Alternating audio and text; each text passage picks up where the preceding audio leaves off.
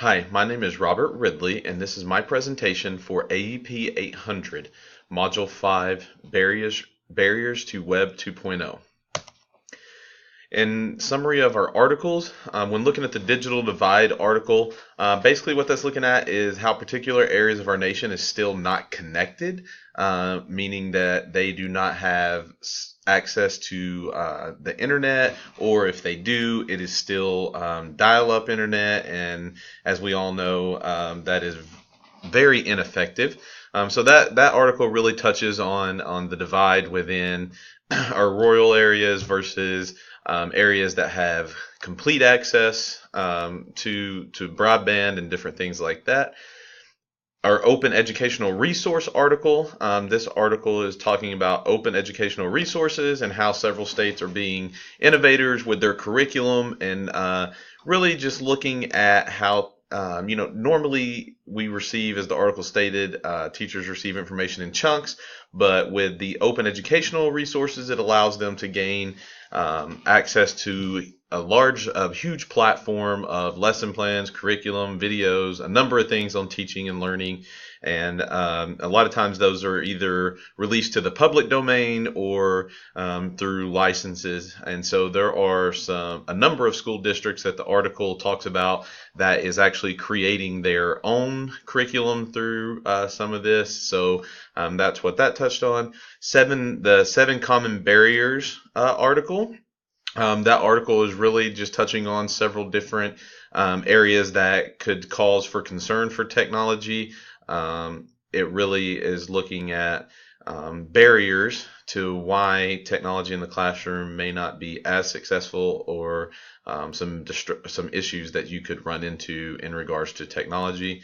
Web 2.0, really that article is really looking at issues that are with actually integrating technology with instruction, not necessarily using technology in the classroom, but how we are integrating it into our instruction and some of the issues that some are facing with that. And then the video that we watched, the video is really looking and comparing primary and secondary schools, looking at the differences within the utilization of technology within those classrooms and some of the issues that they might find in comparison to the two schools. One of the first questions that we looked at, do you feel that the digital divide can be resolved? Why or why not?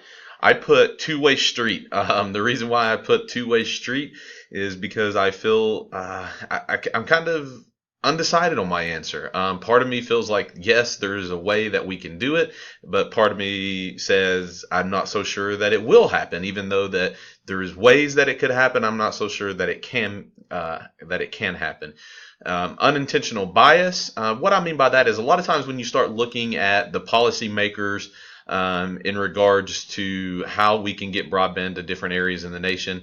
I'm not saying that policymakers intentionally have bias, but a lot of times it's that unintentional bias to where they are, sometimes the people making the policies might think, oh, well, they don't use internet regularly, or they may not need it to do their jobs if you're looking at rural areas and things like that. So that's what I'm looking at when I'm talking about unintentional bias in regards to the policy making, when looking at how to fund and different things like that for broadband to reach different parts of the nation.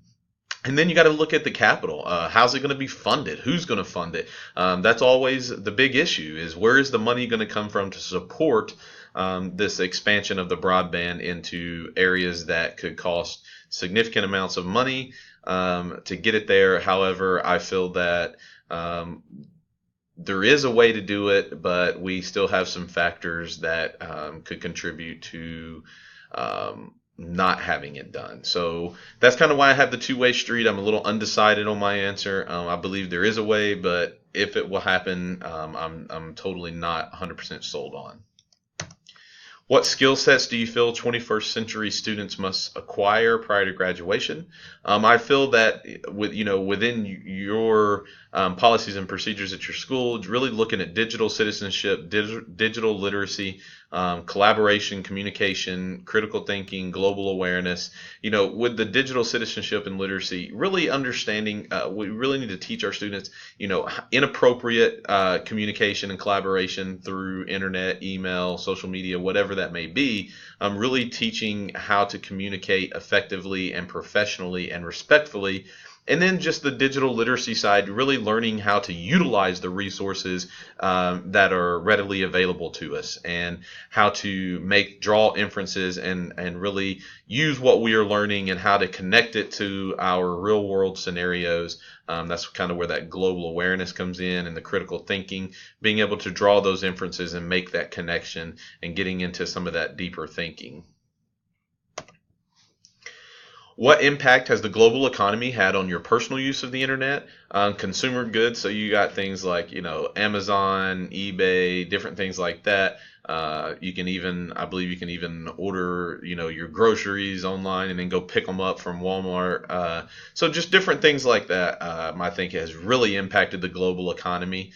Pricing, internet pricing, it varies in different locations. Me being originally from Georgia, I know there's some areas close by to where I'm from that internet prices are quite high, just due to the fact of having to get the internet to them and to get the access to them. In return, they have higher costs. And then resources. The internet has definitely impacted the amount of resources that are readily available to us, and the information that is readily available to us in today's world. We have all of this information that is just sitting at our fingertips, and obviously the internet is the reason for that. What technology training do you still need to effectively integrate technology into your current position? Being the dean of students, I really would like to look at some more software training for our faculty and staff, and making sure that they are supported and they have the tools that they need in order to fully integrate the technology within the classroom, and also for the effective use of resources. Making sure that not only our students know how to use resources that are readily available, whether it be a digital library or different things like that. Just making sure that everyone is on the same page and understands how to utilize those resources. That way we can teach those skills to our students. I think that's a huge skill that our students need.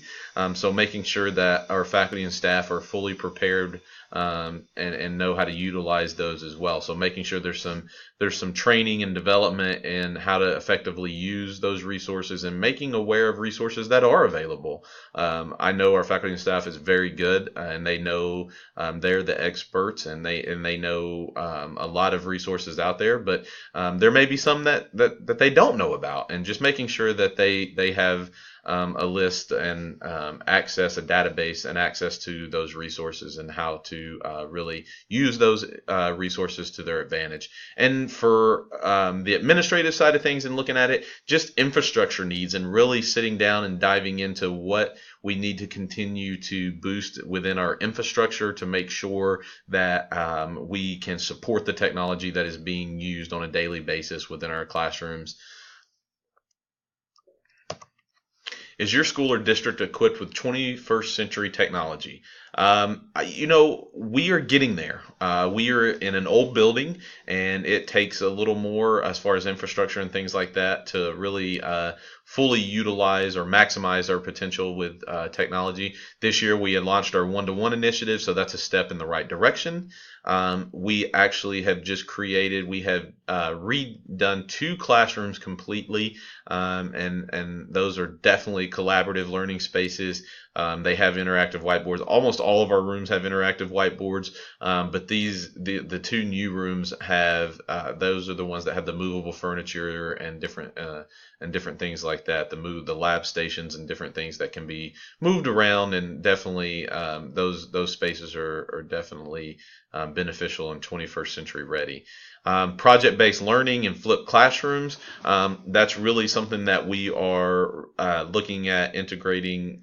We've started this year, but it's still going to take us some time to fully get a buy-in from everyone in regards to this, because it's a change, and it's a change in the way that some teach, and some of their strategies and their thought processes and their philosophies. So that's a big change, and so just trying to ease into that and making sure that we can get some full buy-in, and not requiring everyone to just fully change their philosophies, or how they provide their instruction. So just making sure that we are easing some into that, but eventually hopefully getting that full buy-in within the flipped classroom, project-based learning, and so forth, inquiry-based learning.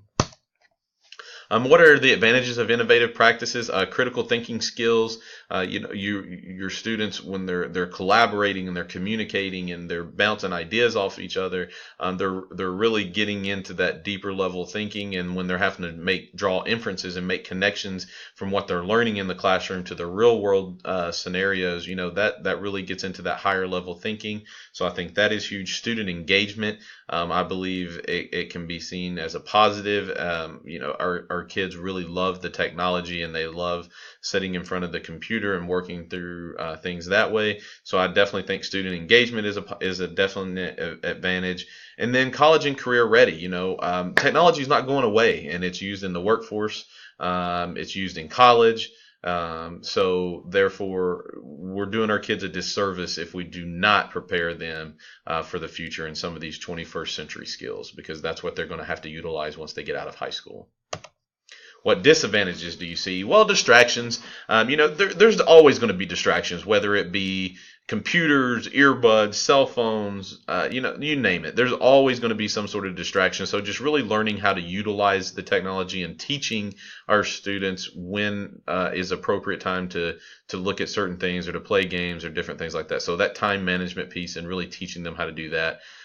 Disconnect from social interactions. That's one worry that I've seen, is making sure that our students still get that social interaction piece. They're still talking with each other. And technological equity. So basically, not everyone has access to the internet, as we saw with the digital divide. Once they leave here, they may not have internet at home. So just making sure that that is a disadvantage, is some kids don't have that access at home. So that's one issue that we definitely run into. Experience problems with cyberbullying. As the dean of students, I've definitely dealt with a couple of scenarios in regards to cyberbullying. Obviously, we have to look at the consequence side of things and things like that, and the discipline piece, but we really try to teach that digital citizenship, and to teach them to be mindful and think before you post, and don't post on emotion, and be respectful. As you notice, I put respect in bold letters, because I'm a firm believer that if you're respectful, almost everything else can take care of itself. But you have to be respectful. You have to be professional. So really using it as a learning tool as well, and teaching our students the difference between appropriate communication and inappropriate communication, whether that be through email, social media, what that might be. As always, there's consequences within those steps for those actions, but also using it, it's very important to use it as a learning tool as well.